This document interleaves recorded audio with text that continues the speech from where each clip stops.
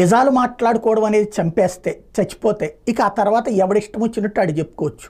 అధికారులు నిద్రపోతారు కాదు, అధికారులు దాసోహం అనాల, స్పష్టతనివ్వరు. అదే సందర్భంలో ప్రభుత్వాలు రాజకీయాలే చేసుకుంటాయి, ప్రభుత్వం కానీ ప్రతిపక్షం కానీ. అసలు విషయం ఏంటి? బుడమేరు ముంపు ఎందుకు వచ్చింది? గేట్లు ఎత్తడం వల్ల వచ్చింది, అక్కడ కట్టలు తెగడం వల్ల వచ్చింది. 3 చోట్ల కట్ట తెగింది, ఒకటి గేట్లు తెరిచారు. అసలు వాస్తవం ఇది. గేటు ఎందుకు తెరిచారు అంటే ఆ నీళ్లు నదిలోకి వెళ్ళేటటువంటి అవకాశం లేకపోవడం వల్ల. అది ఓపెన్ సీక్రెట్.